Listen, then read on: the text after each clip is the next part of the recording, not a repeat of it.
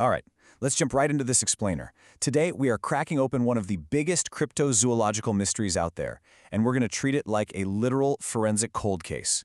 For centuries, you see, the snowy peaks of the Himalayas have hidden this massive, hairy secret that has obsessed explorers and scientists alike. We're talking, of course, about the Yeti. But look, instead of just repeating the same old ghost stories, we're going to dig into the hard evidence, the history, and the actual science behind the legend.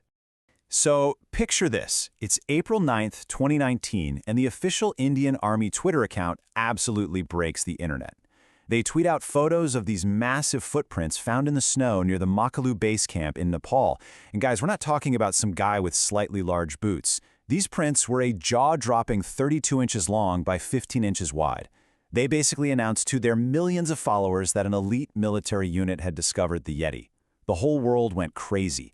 But it really makes you wonder, how on earth does a modern, highly trained military force end up tracking a mythical beast?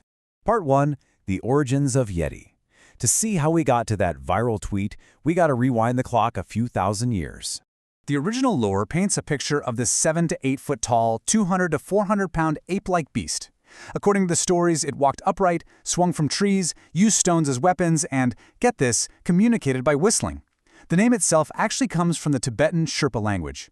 Ye means rock or cliff, and Te means bear, so literally a cliff-dwelling bear.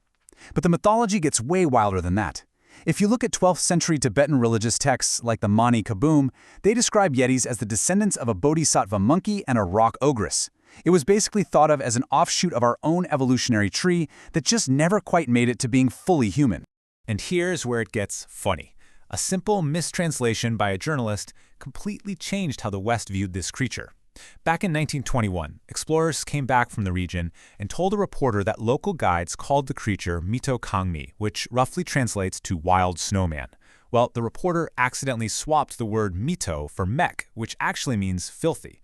And just like that, the filthy snowman was born, which very quickly evolved into the sensational Hollywood-ready title we all use today, the Abominable Snowman.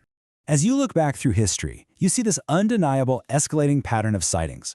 It goes all the way back to 326 BCE. Alexander the Great actually demanded to see a Yeti when he was conquering the region, but the locals flat out refused, saying the creature would just die at lower altitudes. Fast forward to the 19th and early 20th centuries, and you've got respected naturalists and military majors reporting giant bipedal creatures and tracking these bizarre footprints up glaciers. By 1921, explorer Charles Howard Bury is reporting a dark, lumbering giant stark against the snow at an unbelievable 20,000 feet. The momentum was definitely building. Which leads us perfectly into Part 2, Footprints and Global Mania, because in the mid-20th century, the mystery absolutely exploded.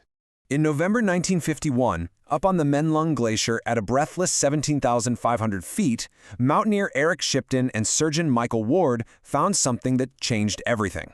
They photographed these incredibly crisp, massive footprints in the snow. They were 12 inches long and 5 inches wide. And Shipton cleverly threw his ice axe right next to the print for scale. It was brilliant. This one striking image was plastered across newspapers all over the globe, and boom, Yeti mania had officially begun. The race was on. It actually got so crazy that both the US and Nepalese governments genuinely thought the Yeti might be real.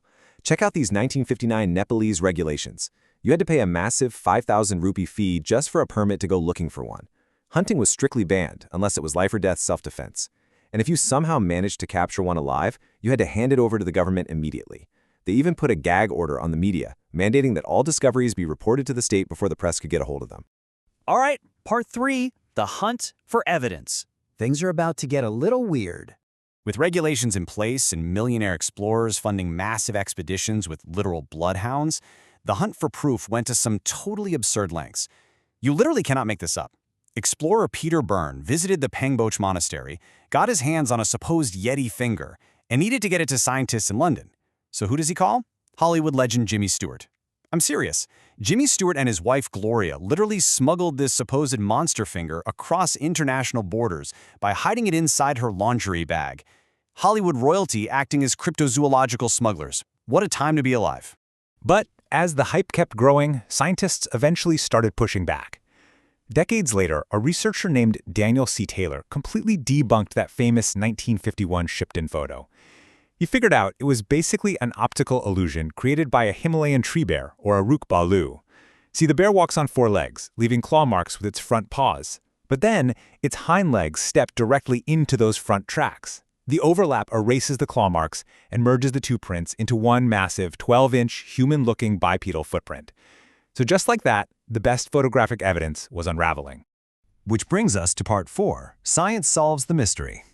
As modern DNA testing caught up with all the folklore, scientists finally got to test all this physical evidence that had been hoarded over the years. And, well, it systematically dismantled the whole myth. That smuggled Pangboche finger, tested and proven to be just human bone. A 2008 hair sample from Meghalaya, just a Himalayan goral goat. Another sample from a site where a worker mysteriously died was proven to just be plant fiber. And in 2014, a huge Oxford study analyzed over 30 hair samples. The results? Horses, some known bears, and a rare Himalayan brown bear. Nothing abominable about it. The absolute final nail in the coffin was a massive 2017 DNA study out of New York. They tested 9 samples directly linked to the myth: bones, teeth, hair, the whole shebang. Out of the 9, 8 were Asian black and brown bears, and the 9th, a domestic dog. Yep, a very lost dog. Science had spoken, folks. The physical evidence for the Yeti was just local wildlife. So, on to part 5, the prehistoric ape connection. If it's just a bear, why do these legends of a giant, bipedal ape persist so fiercely all across Asia? The answer to that question might actually trace back to a totally random Hong Kong medicine shop in 1935. A Dutch anthropologist named Ralph von Koningswald wandered in and spotted this giant molar in a jar labeled Dragon's Tooth. He knew immediately it belonged to a massive, completely undiscovered primate. This chance discovery basically proved that a real-life monster actually did use to roam the snowy mountains of Asia. Fossils eventually confirmed this creature was very real. Named Gigantopithecus, it was an absolute unit, a towering 10-foot-tall ape that lived in China and Tibet over 2 million years ago. Weighing up to 1,200 pounds and covered in thick fur, it perfectly matches the Yeti description. It's so wildly close, in fact, that back in 1977, anthropologist Grover Krantz threw out the theory that a surviving tribe of these giants could literally be the modern Abominable Snowman. Now, here's an incredibly cool thought. Gigantopithecus only went extinct about 250,000 years ago.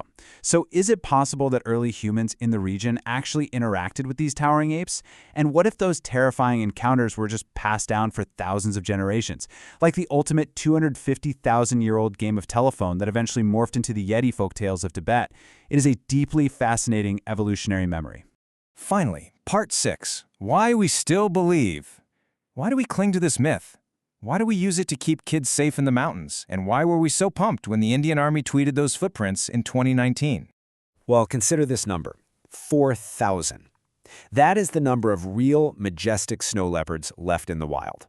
They're critically endangered right now by climate change, fighting for survival in the exact same mountains where we spend so much energy, time, and money hunting for imaginary monsters.